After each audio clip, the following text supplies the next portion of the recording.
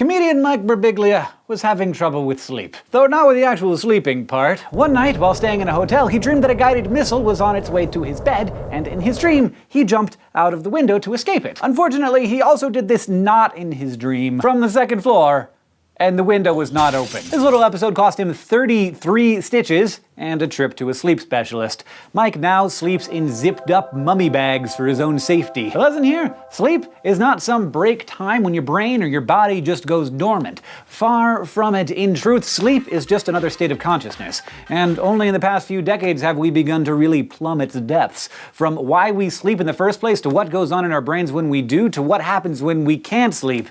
And there is a lot that science has to say about your dreams. Talk about weird, it's like Sigmund Freud meets Neil Gaiman. So even though it may seem like you're dead to the world when you sleep, your perceptual window remains slightly open. And kinda like Mike Birbiglia's hotel room window, a trip through it can make for a pretty wild ride. But for your safety and enjoyment, I'm here to guide you through this state of consciousness where you'll learn more than a few things about the human mind, including your own. And here's hoping you won't need any stitches when we're through.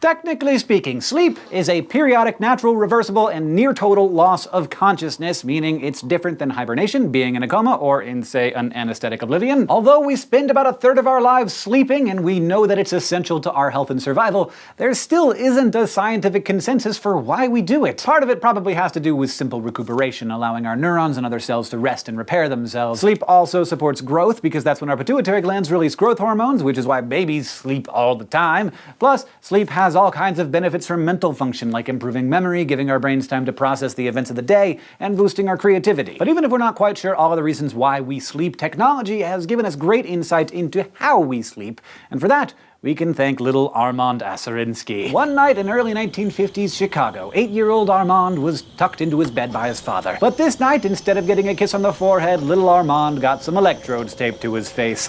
Armand's dad was Eugene Aserinsky, a grad student looking to test out a new electroencephalograph, or EEG machine, that measures the brain's electrical activity. That night, as his son slept peacefully, he watched the machine go bonkers with brainwave patterns, and, after making sure that the machine wasn't somehow broken, discovered that the brain doesn't just power down during sleep, as most scientists thought. Instead, he had discovered the sleep stage we now call REM, or rapid eye movement, a perplexing period when the sleeping brain is buzzing with activity, even though the body is in a deep slumber. Aserinsky and his colleague Nathaniel Kleitman went on to become pioneers of sleep research. Since then, sleep specialists armed with similar technology have shown that we experience 4 distinct stages of sleep, each defined by unique brainwave patterns. Say you're just going to bed. All day, your endocrine system has been releasing awake hormones like cortisol. But with nightfall comes the release of sleepy melatonin hormones from your pineal gland. Your brain is relaxed but still awake, a level of activity that EEGs measure as alpha waves. You're feeling sleepy, your breath slows, and suddenly, you're asleep. This exact moment is clearly evident on an EEG reading, as those alpha waves immediately transition to the irregular, non-rapid eye movement stage 1, NREM1 waves. It's in this first stage of sleep that you might experience hypnagogic sensation, those brief moments when you feel like you're falling and your body jerks, startling you. As you relax more deeply, you move into NREM2 stage sleep, as your brain starts exhibiting bursts of rapid brainwave activity called sleep spindles.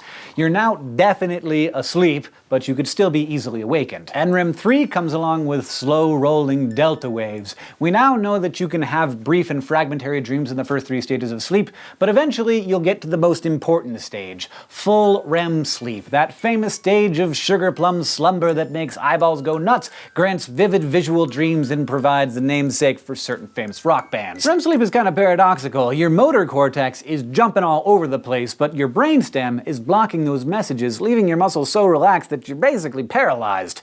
Except for your eyes. That whole sleep cycle repeats itself every 90 minutes or so, transitioning back and forth between the stages of sleep. Obviously, sleep is super important, and lack of sleep is terrible for your health, mental ability, and mood. In fact, it's a predictor for depression and has been linked to things like weight gain, as your hunger-arousing and suppressing hormones get out of whack. Sleep deprivation also causes immune system suppression and slowed reaction time, which is why you should not drive sleepy. Of course, a bad night's sleep here and there is part of life, but there are a host of bona fide sleep disorders out there they can make your life pretty terrible, or in Mike Birbiglia's case, land you in the emergency room. We've got insomnia, which is persistent problems falling or staying asleep, and kind of its opposite, narcolepsy, whose sufferers sometimes experience brief, uncontrollable attacks of overwhelming sleepiness called sleep attacks.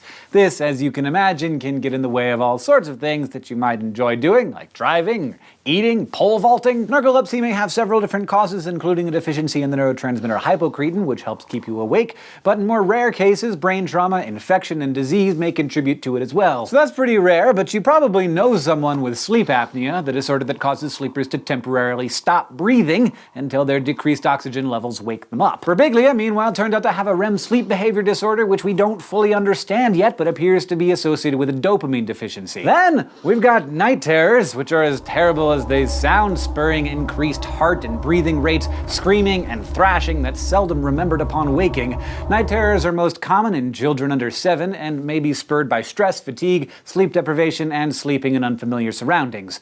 Much like sleepwalking and sleep talking, night terrors occur during the NREM3 stage of sleep and are not the same as nightmares, which occur, like most dreaming, during REM sleep. But oh, in REM sleep, what dreams may come. There you are, running naked as your teeth fall out, being chased down the beach by a Matt Damon centaur.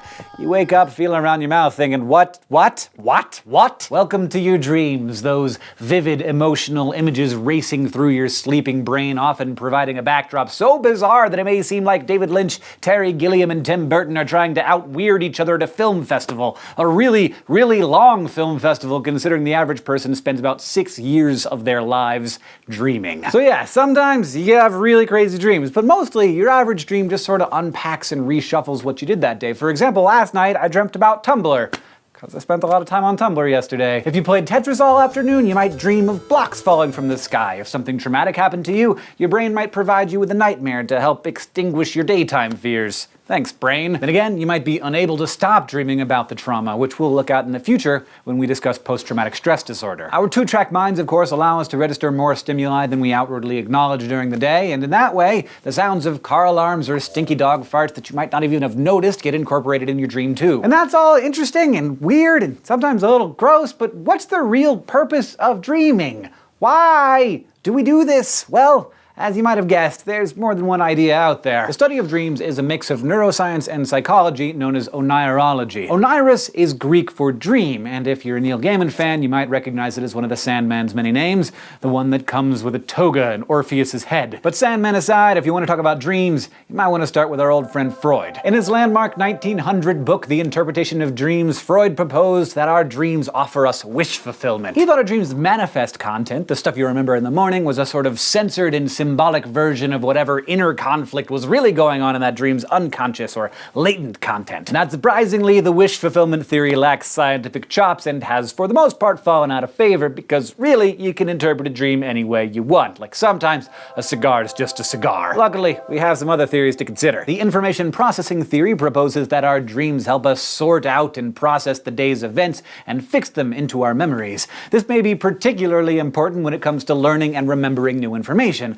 and some studies show that people recall new tasks better after a good REM sleep full of dreams. But if brainwave readings show us anything, it's that there is a lot going on in your brain when you dream, and the physiological function theory suggests that dreaming may promote neural development and preserve neural pathways by providing the brain with stimulation. When our brains are stimulated, they expand their connections more, so babies, for example, spend much of their sleep time dreaming, perhaps in part to help their brain circuitry develop more quickly. This is similar to the idea that dreams are part of our cognitive development. By this model, dreams draw on our knowledge and understanding of the world, mimicking reality and engaging those same brain networks that light up when we daydream. And finally, there are theories that focus on the way REM sleep triggers neural activity and the idea that dreams are just sort of accidental side effects. The brain's attempt to weave a story out of a bunch of random sights, emotions, and memories, which is how, in Dreamland, I might actually marry that Matt Damon centaur and give birth to a baby with banana fingers and a raccoon tail. For now, scientists continue to debate the function of dreams, but one thing we know for sure is that REM sleep is vital both biologically and psychologically. But hey, you think your dreams are nut bar? Next week, we're looking at other altered states of consciousness, where you'll learn what your brain really looks like on drugs and whether you can actually hypnotize someone to do your evil bidding.